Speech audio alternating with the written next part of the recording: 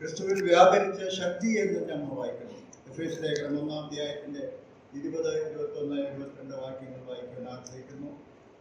അങ്ങനെ അവൻ ക്രിസ്തുവിലും വ്യാപരിച്ചു, അവനെ മരിച്ചവരുടെ ഇടയിൽ നിന്ന് ഉയർപ്പിക്കുകയും സ്വർഗത്തിൽ തന്റെ വലത്ത് ഭാഗത്ത് എല്ലാ വാഴ്ചയ്ക്കും അധികാരത്തിനും ശക്തിക്കും കർത്തൃത്വത്തിനും ഈ ലോകത്തിൽ മാത്രമല്ല വരുവാനുള്ളതിനും വിളിക്കപ്പെടുന്ന സകല നാമത്തിനും അത്യന്തം മീതെ ഇരുത്തുകയും സർവവും അവന്റെ കാൽക്കീഴാക്കി വെച്ച് അവനെ സർവത്തിനും മീതെ തലയാക്കി എല്ലാറ്റിലും എല്ലാം നിറയ്ക്കുന്നവന് തന്റെ നിറവായിരിക്കുന്ന അവന്റെ സഭയായിരിക്കുന്ന ശരീരമാകുന്ന സഭയ്ക്ക് കൊടുക്കുകയും ചെയ്തിരിക്കുന്നു.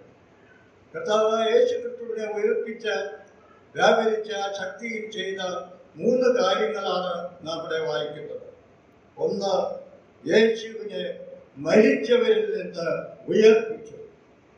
2, സ്വർഗത്തിൽ വലത്ത് ഭാഗത്ത് ഇരുത്തി. 3, തലയായിരിക്കുന്ന കർത്താവിനെ സഭയ്ക്ക് വേണ്ടി നൽകപ്പെട്ടിരിക്കുകയാണ്. വലിയ നാമത്തിന് മഹത്വമുണ്ടാകട്ടെ. ശത്രുക്കളായിരുന്ന നമ്മളെ സ്നേഹിച്ച വലിയ സ്നേഹത്തിനായി നമുക്ക് ദൈവത്തെ സ്തുതിക്കാം. യേശുവിനെ മരിച്ചവരിൽ നിന്ന് ഉയർപ്പിച്ചു. കർത്താവായ യേശു ക്രിസ്തു മരിക്കുവാൻ ആവശ്യമില്ലാത്തവനാണ്. എന്നാൽ നമ്മുടെ പാപങ്ങൾ നിമിത്തം അവൻ മരണത്തിനെ ഏൽപ്പിച്ചു കൊടുത്തു എന്നാണ് വായിക്കുന്നത്. നമ്മുടെ പാപങ്ങൾ നിമിത്തം അവൻ മരണത്തിനെ ഏൽപ്പിച്ചു കൊടുത്തു. എന്നാൽ നമ്മൾ വായിക്കുന്നത് മത്തായി സുവിശേഷം 28-ാം അധ്യായത്തിന്റെ 2-ാം വാക്യത്തിൽ നാം വായിക്കുന്നു, പെട്ടെന്ന് വലിയൊരു ഭൂകമ്പമുണ്ടായി. കർത്താവിന്റെ ദൂതൻ സ്വർഗത്തിൽ നിന്ന് ഇറങ്ങി വന്നു, കല്ല് ഉരുട്ടിക്കളഞ്ഞു, അതിന്മേൽ ഇരുന്നിരുന്നു. അവന്റെ രൂപം മിന്നലിനെ ഒത്തതും അവന്റെ ഉടുപ്പ് ഹിമം പോലെ വെളുത്തതും എന്ന് നാം വായിക്കുന്നു. കർത്താവിനെ മരിച്ചു, അടക്കപ്പെട്ടു, അവന് അടക്കപ്പെട്ടു, അവന്റെ കല്ലറ ഉത്തരവച്ചു പട്ടാളക്കാർ കാത്തു നിൽക്കുകയാണ്. എന്നാൽ മരണത്തിന് അധികാരിയായ പിശാചിനെ തന്റെ മരണത്താൽ നീക്കുവാൻ തക്കോണം, കർത്താവിനെ സാധിക്കുവാൻ തക്കോണം നാം വായിക്കുന്ന പെട്ടെന്ന് പട്ടാളക്കാർ കാത്തു നിൽക്കുന്നുണ്ട്. എന്നാൽ പെട്ടെന്ന് കർത്താവിന്റെ ദൂതൻ സ്വർഗത്തിൽ നിന്ന് ഇറങ്ങി വന്നു, കല്ല് ഉരുട്ടിക്കളഞ്ഞു.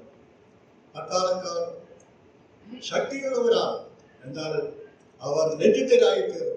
നമ്മൾ വായിക്കുന്നത് അവനെ മരണം പിടിച്ചു വയ്ക്കുന്നത് അസാധ്യമായിരുന്നു. അവനെ തക്ക സമയത്ത് ഉയർത്തെഴുന്നേൽപ്പിച്ചു എന്ന് മാത്രമല്ല, നമുക്ക് വേണ്ടി അവൻ ജീവിക്കുക. അവനെ മരണം അപ്പോസ്തല പ്രവൃത്തി 2-ാം അധ്യായത്തിൽ നാം വായിക്കുന്നുണ്ട്, മരണം അവനെ പിടിച്ചു വയ്ക്കുന്നത് അസാധ്യമായിരുന്നു. അവൻ ഇവിടെയില്ല എന്ന് പറഞ്ഞുകൊണ്ട് അവൻ ഉയർത്തെഴുന്നേറ്റിരിക്കുക. രണ്ടാമത് നാം വായിക്കുന്നത് ഉയർത്തെഴുന്നേറ്റ കർത്താവ് എവിടെ പോയി? നാം വായിക്കുന്നത് സ്വർഗത്തിൽ വലത്ത് ഭാഗത്ത് സർവ അധികാരം ലഭിച്ചവരായി ഇന്ന് സ്വർഗത്തിൽ വസിക്കുക. നമ്മുടെ ജീവിതത്തിൽ ആ കർത്താവിന്റെ മഹത്വം ഇന്ന് രാവിലെ നമുക്ക് ദർശിക്കുവാൻ കഴിയും. ഇത് മാത്രമല്ല, സർവത്തിനും മീതെ തലയാക്കി അവന്റെ ശരീരമായ സഭയ്ക്ക് എടുത്തിരിക്കുക. നാം വായിക്കുന്നുണ്ട്, കർത്താവ് സഭയെ പടർന്നുകൊണ്ടിരിക്കുകയാണ്. ആ സഭയിലേക്ക് നമ്മെയും ദൈവം ചേർത്തുകൊണ്ടിരിക്കുകയാണ്. എന്നാൽ ഇന്ന് രാവിലെ നമുക്ക് കടന്നു വരുമ്പോൾ ഓർക്കുവാനുള്ളത് 2-ാം അധ്യായത്തിന്റെ 9-ാം വാക്യത്തിൽ നാം വായിക്കുന്നത്, ദൈവത്തിന്റെ 6-ാം വാക്യം, ക്രിസ്തുയേശു നമ്മെക്കുറിച്ചുള്ള വാത്സല്യത്തിൽ തന്റെ കൃപയുടെ അത്യന്ത ദിനത്തെ വരുകാലങ്ങളിൽ കാണിക്കുന്നതിന് ക്രിസ്തുയേശുവിൽ അവനോടുകൂടെ ഉയർപ്പിച്ചു. നമുക്ക് ലഭിച്ച വലിയ പദവി ഇതാണ്. നാം ശത്രുക്കളായിരുന്നു, അതിക്രമങ്ങളും പാപങ്ങളും മരിച്ചവരായിരുന്നു. എന്നാൽ യേശു ക്രിസ്തുവിനെ ഉയർപ്പിച്ച് സ്വർഗത്തിൽ ഇരുത്തിയിരിക്കുകയാണ്. നമ്മെയും ഉയർപ്പിച്ച് അവൻ സ്വർഗത്തിൽ കർത്താവിനോടുകൂടെ ഇരുത്തുവാൻ സാധിച്ചിരിക്കുകയാണ്. ആ വലിയ കൃപകളെ ഓർത്ത് ശത്രുക്കളായിരുന്ന അതിക്രമങ്ങളും പാപങ്ങളും മരിച്ചവരായി നമ്മൾ അശുദ്ധരായിരുന്ന നമുക്ക് ദൈവത്തിന്റെ സന്നിധിയിലുള്ള പ്രവേശനം ലഭിച്ചുകൊണ്ട് വളരെ നന്ദിയോടെ ദൈവത്തെ സ്തുതിക്കാം. അവന്റെ മരണം നമ്മെ സ്വർഗത്തിലേക്ക് കൊണ്ടുപോകാൻ തക്കവണ്ണം ഇടയാക്കുക. അതുകൊണ്ട് ദൈവത്തെ മഹത്വപ്പെടുത്താൻ, ദൈവത്തെ ആരാധിക്കാം, ദൈവത്തിന്റെ നാമം മഹത്വപ്പെടുത്താം.